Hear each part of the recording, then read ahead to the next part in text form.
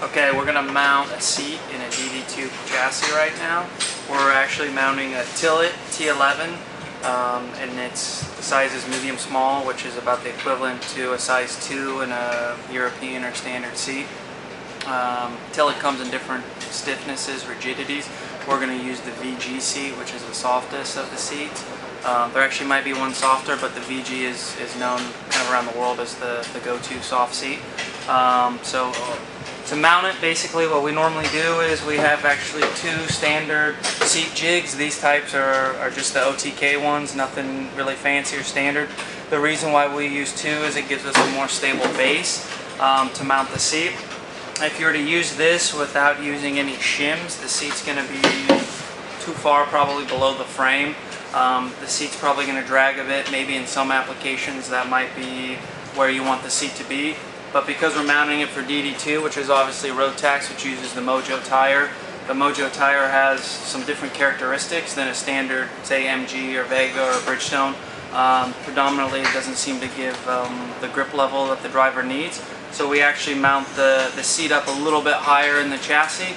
This kind of obviously raises the center of gravity. Raising the center of gravity, obviously the driver's going to be a bit taller, and when they go to corner, a little more body weight's going to go on the sidewalls of the tire, and we create a little bit of grip that way. So what we use for a shim, these are sprocket guards. You could use a standard sprocket. We're going to use 4 sprockets right now to start with. If the grip comes down a bit, then we can remount the seat.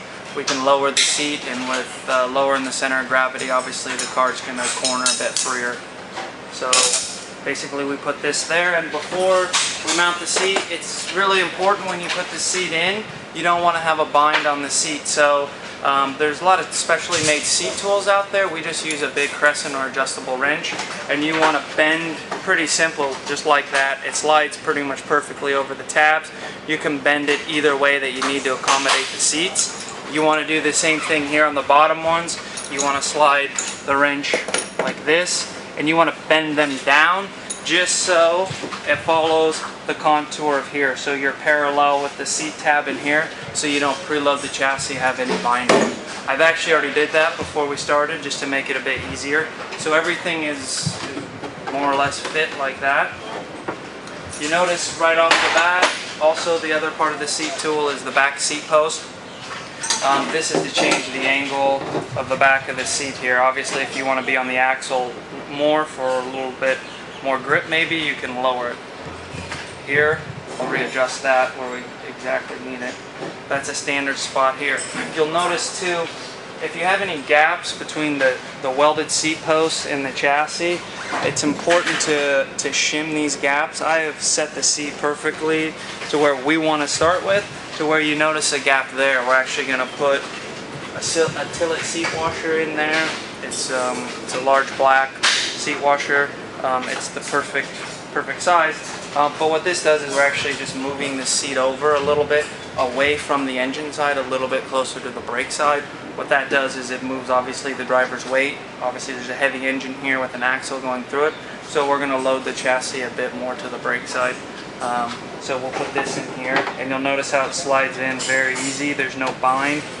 So we kind of line up that hole, and once you do that and you have it right, you actually don't need the rear seat post. The seat is going to stay in on its own. So that's when you know you have the alignment and everything parallel. Now we'll take the measurements. A lot of people do it differently. Some people like to take the measurement here and go to the center line of the axle or the front edge of the axle. I typically don't. I think it's 6 of one, half a dozen of the other. I measure off the front hoop, which is basically standard OTK method, and then I'll pull 2 measurements off the top of each sub axle or kingpin bolt to the center line of the seat. And from here, once you have it exactly where we want it, we'll give it a good visual check to make sure that we don't have the seat cocked or one side higher than the other. Once that's it, we're going to drill it, we're going to mount it, and it's really an easy job, and we'll be done. So right now I'm going to pull my reference point so I know I have the seat generally in the position that I want it. Right now I have it a bit further too forward, so I will slide the seat back a bit here. Make sure we have that guy lined up more or less where we want it. Come here.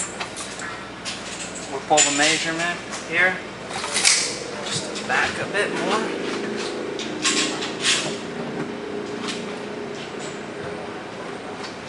And I always just take a reference to make sure that the seat's not cocked.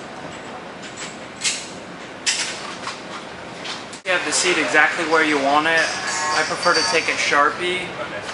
Don't move any of your spacers and mark your top 2 seat posts.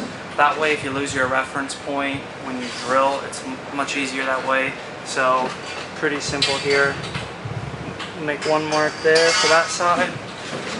We'll make another mark right here. And then now I'll actually physically remove the seat to drill the holes to make sure the holes are straight. They're not oblong, they're not too big. It's an 8mm hole here.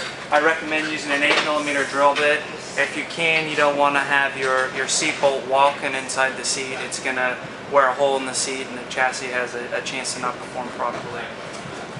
Okay, now that the seat's been properly mounted, we're going to show you an example how to properly mount the external seat supports. We'll do the 2 on the brake side because it's a DD2. The engine side seat strut actually bolts to the physical engine, but you'll get the general concept when we do this. Normally, all chassis, everyone starts with the 2 struts on the brake side.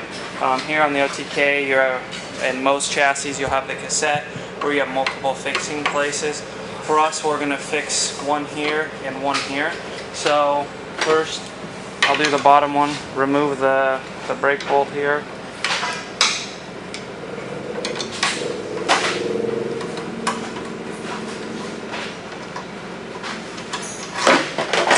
Pretty straightforward. The thing you have to understand when you mount the seat struts is when they come from the factory, when you line it up, it might not fit.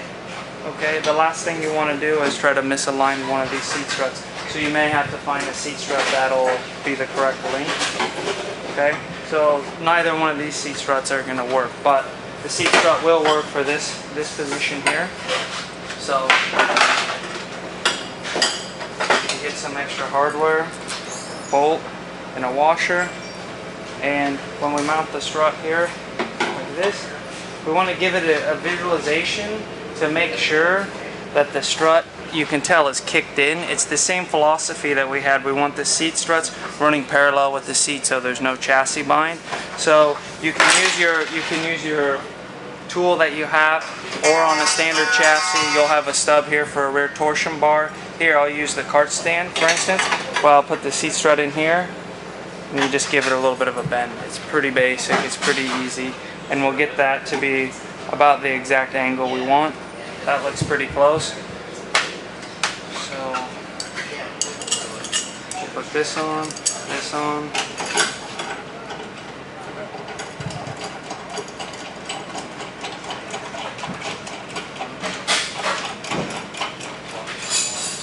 You notice right when we tighten it down, nothing twisted. That's always a good sign. Put your spanner on it. Here. Now here, once you already had it fitted, I can tell that my thumb almost fits underneath the bottom side, which means I'm misaligned here. But I'm okay here. So this is when you simply grab your adjustable wrench, or if you have a special tool, you go right on the flat seat strut, pull like this, and I can tell I have it basically perpendicular, or parallel, excuse me. And right here I like to go like this, so it just barely is touching the seat, so there's no tension. And once you have that, it's perfect. You drill a hole through here, you put another seat bolt, you're done. And you do the exact same process for this lower one. I'll have to go to the sales trailer and find another one from the J3 store, but you get the idea, and that's how you mount the external seat struts properly.